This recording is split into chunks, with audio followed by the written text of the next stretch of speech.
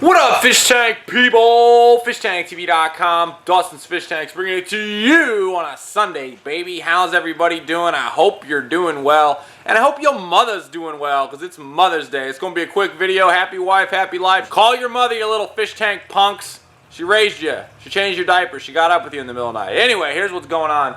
I'm out here in the greenhouse chilling. This is one of my favorite places on the planet, and it hit me the other day, like, I'm at year 4 with the greenhouse. Like, this greenhouse went in 4 years ago, so I just kind of want to walk you guys through a little update of how it's gone, some of the total wins that we've had in the greenhouse, and some of the complete fails, so check it out. I had it built on a concrete slab. Concrete slab is totally legit. Yeah, loving the concrete slab. However, when I did it, I had them put this little conduit thing in here. I thought this would be like a way to get the wires in. Complete fail, like does nothing. The other thing that I haven't ever actually hooked up with this greenhouse that it came with is these little gutters. I'd love to somehow incorporate fresh water into this place, but these gutters just leak straight onto here, and I've got a little rot. Nothing bad. I mean, 4 years, whatever. It's pressure treated lumber. Worst case scenario, I'd cut it and replace it. But those are a couple of little fails so much with the greenhouse. The other thing that it's not so much a fail, but it's just like, I wish it worked better. I wish these were automatically on. Like, you can buy these window opening mechanisms for greenhouses that hit a certain temperature and go up. So when it's like a hot day, I have to make sure I come out here and keep these open so I don't have temperature swings in here. But now let's talk about the wins. Okay, win, I don't know what to call it, the number one win. This drain in the floor is absolutely the bomb. It has a pipe that runs this way out and this way out. Let's see if I can pull this up here. You can see in here, if I have something going on, I can get in here, no problem, clean these drains out. I absolutely love this big drain. Just this morning I came out here and a snail got in here. This overflowed, drain on the floor, no problem. I debated about doing a gravel floor. Totally loving the concrete. Would not change that for the world. The other win, 3 125s in a row is always a win. Uno, dos, tres. And I've even got another one up here. This one hasn't actually started yet, though. I haven't had actually a filter on it. So those are always a win. I love the way it like symmetrically fits across the length of the greenhouse too. That's a lot of fun for me. And then I was able to get my rack of 75s. Now it's actually 3 75s and a 55 up here. But they are in basically full sun up here.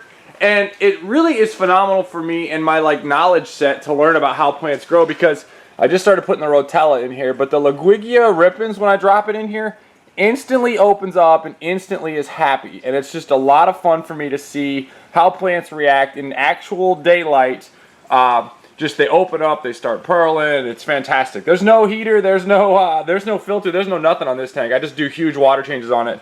And the Laguigia and other like LOD, you can see it just going crazy right in there. So that's a huge win. So I'm having a lot of fun with that. I gotta admit, I started drilling tanks. Shout out to man Robert Flip Aquatics. I picked this up from him.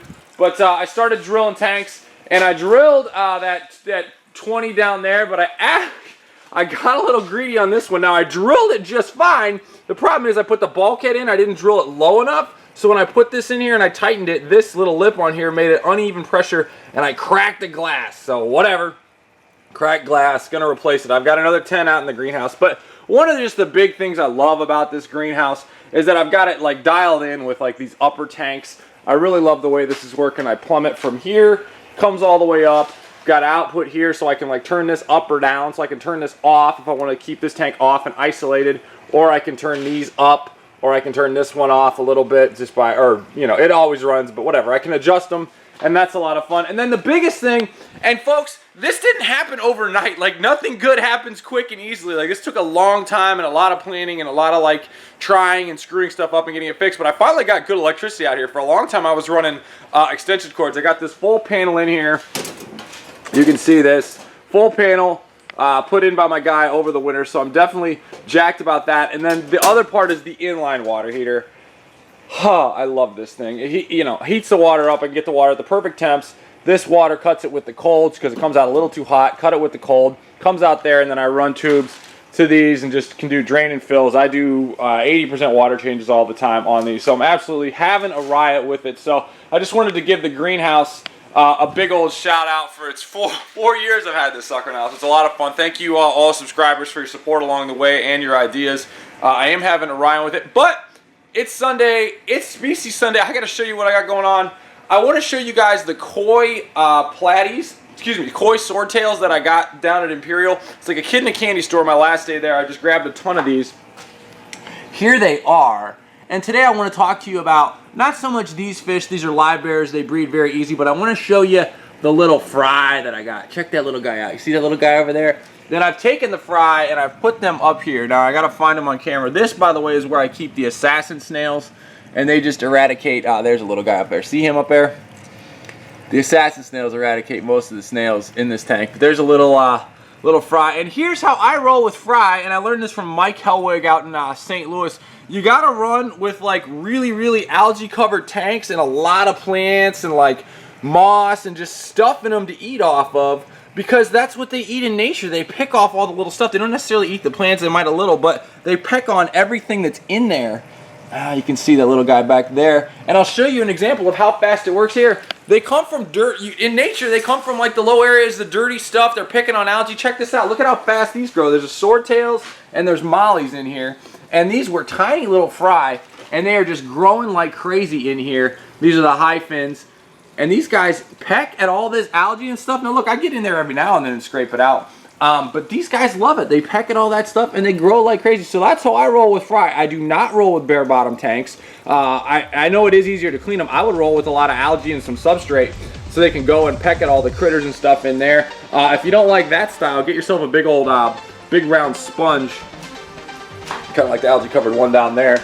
And that's how I would do it. Let them eat off of everything in there. Let them have it. Not to mention there is a little bit of a filtering element with the algae and the plants in the tank. So that's what I am up to. Mama don't like me making videos on a Sunday on Mother's Day. So if you like what I'm doing, subscribe. Everybody have a fabulous freaking weekend. And tank on. Bye.